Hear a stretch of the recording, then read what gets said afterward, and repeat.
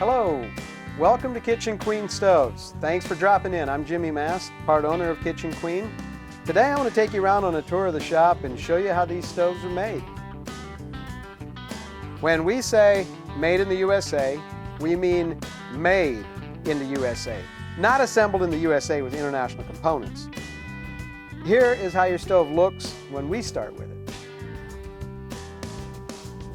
The first step for every one of our stoves is getting run through our laser cutting machine.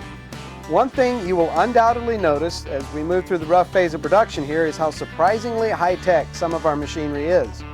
Kitchen Queen has always had a name for industry-leading quality.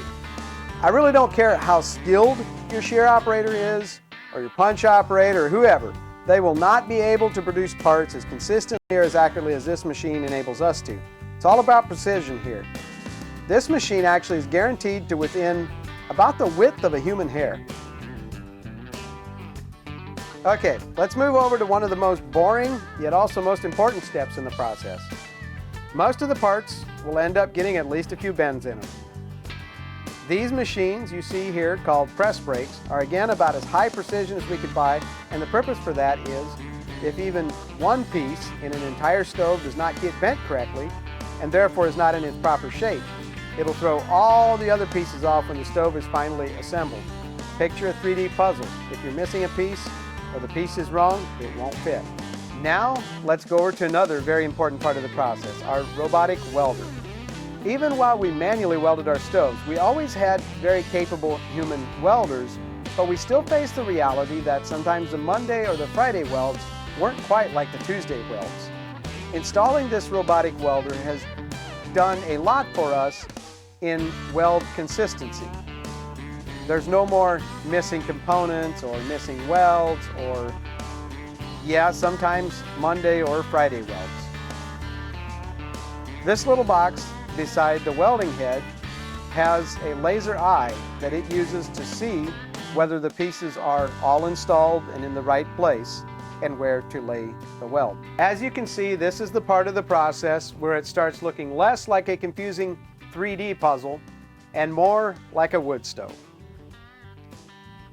From here, the stoves are taken over to the other building where they are finished out.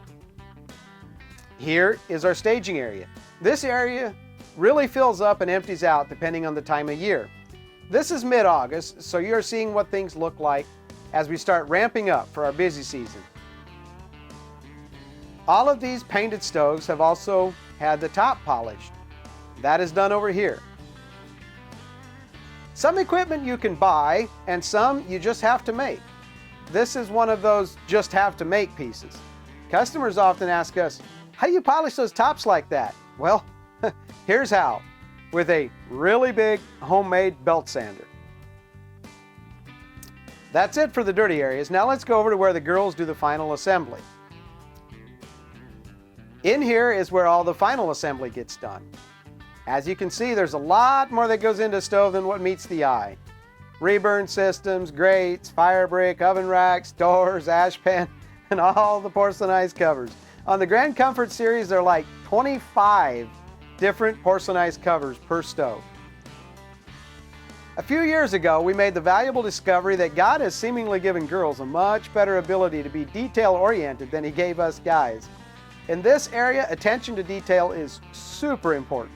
So this area has become girl territory. This has been working extremely well for us. Over here is one last area that I still want to show you. Not at all glamorous, but very important. There's a quote that we throw around here a lot, that every day and in every way we get better and better. This is our research and development area. This booth is constructed exactly like the one where all our stoves go for safety testing. Here is where a lot of our better and better happens. To us, this is simply reminding ourselves that we will never be the best that we can possibly be. Even if there is little pressure from the competition for us to improve, we still can, and we still should, simply because we can. Well, that's the basics of what we do here. Thanks for dropping by.